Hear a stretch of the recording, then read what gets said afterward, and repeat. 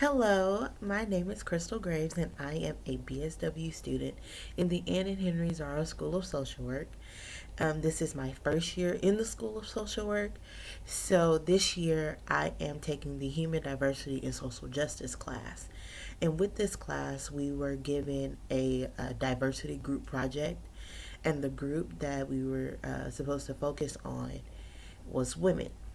And so we could cover any type of issue that women face. That could be women in America, international women, local women, anything about women we could cover. And so we decided to cover sex trafficking. Sex trafficking is something that is discussed, and there are conversations going on about trafficked victims, but the number of sex trafficked victims is steadily rising. Right now, there are actually over 20 million enslaved trafficked victims. So that's just a huge impact on the world's population. So for our project, for presenting at the diversity fair, we decided to highlight sex trafficking, and not just sex trafficking for women. We decided to also highlight sex trafficking for men, women, and children as well, because all types of people are affected, not just women. So, in doing this, we have two people who are going to be trafficked victims. Actually, no, we have three people who are going to be trafficked victims, one a male, one a female, and one a child. So, their goal is to wear like provocative clothing in order to portray what a trafficked victim may look like. And we have also created signs for the traffic victims to wear, kind of like for rent signs, some which include like attributes of the person that makes them buyable. Um, for example, for some of the aspects for the male, that he's strong or that he won't put up much of a fuss. For the child, that she's trainable, that she's very obedient. And then for the woman, that she's very pretty, and that she is obedient, and that she won't put up much of a fight. So, as part of those signs that we created, we have also created pamphlets to hand out, which include images of traffic victims. Also, they include hotlines to call if you suspect sex trafficking, and it also includes facts about sex traffic victims. So I hope that you learn the importance of and the effects of sex trafficking, and that they have not only internationally but nationally and even locally as well. So, the average age of a person when they enter into sex trafficking is 12 to 14 years old. So, picture what you do at 12 and 14 years old. You're in middle school, and imagine being immersed into the life of having to have sex for money, being forced to, and also being forced to perform childlike labor tasks that you wouldn't normally do if you were not a victim of sex trafficking.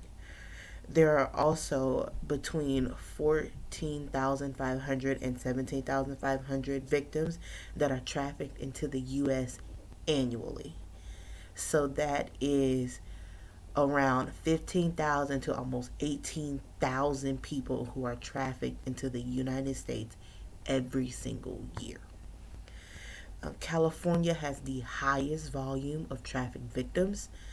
And then the highest volume city that is close to us is Houston, Texas. So that's only 6 hours away from us. So 6 hours away from us, there is one of the highest volumes of sex trafficked victims. And that just hits so close to home. Some of the impacts of sex trafficking on people is one, that the person who is the victim, they lose all contact with their family, with their friends, with their religion. They just lose all contact that they had previously known before, and they're immediately immersed into just this negative situation that they feel they will never see the light of day. Also, victims can suffer physical, mental, and emotional issues.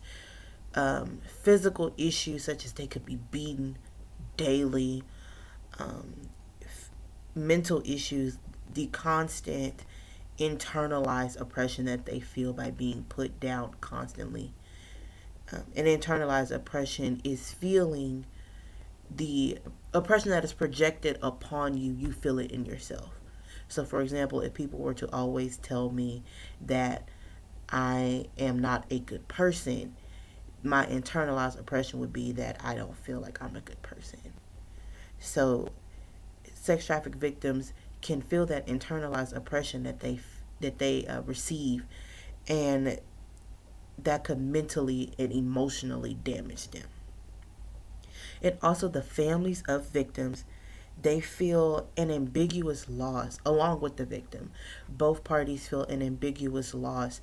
The person, even though that the victim and the family, they are not deceased, but they are far away and just out of reach, and it is not possible for reconnection. Usually, in the day in the life of a trafficked worker, there is debt bondage. So sometimes you may see in Hollywood movies where a pimp or a captor tells the victim, "You owe me this amount of money. I will let you go if you pay me this amount of money." Well, the only way that the victim can pay this captor or this pimp is to be forced to have sex or perform forced labor. Also, the victim could be publicly isolated, so they feel that public isolation every day from family, from friends, from religious groups, even something as simple as going to the store to buy, just anything. A traffic victim can feel publicly isolated. Also, the traffic victim, they feel a loss of identity. They are no longer their own person. Their ID cards are confiscated. So anything, any identifying information, your ID, license, passport, visa, all of that is taken from that victim, and they are left with nothing. They're left with no identity. And the victim is turned into who their captor or their pimp wants them to be. They are no longer their own person. And all the money that they may make, even the small amount of money that they make, is confiscated as well. So there's no financial aspect to them at all. Also, there's the constant shaming where the captor threats like exposure or deportation and imprisonment, um, threatening to expose the victim's true identity to their family, or threatening to expose it to the police and that they be arrested, or threatening to expose it to uh, the immigration department. But not all is lost. There are some people who are helping.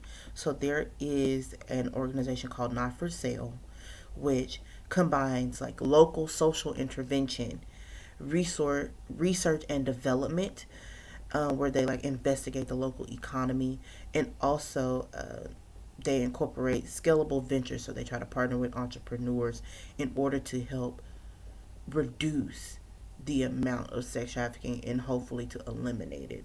Their website is at www.notforsalecampaign.org.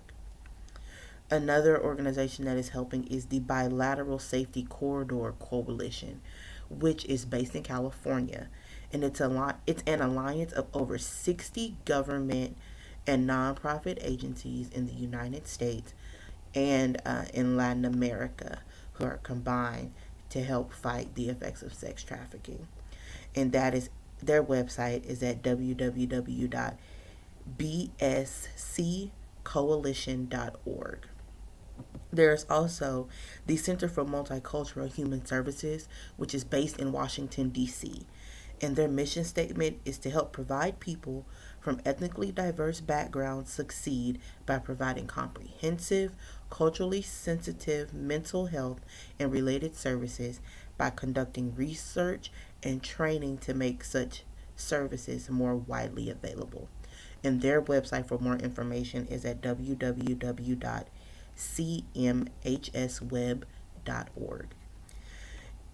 Not only are those the only places that are helping, you can help as well.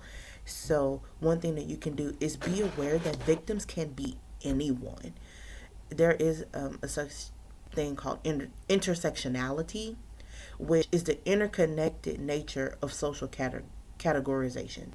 So not only am I African American, I am an African American female who is heterosexual.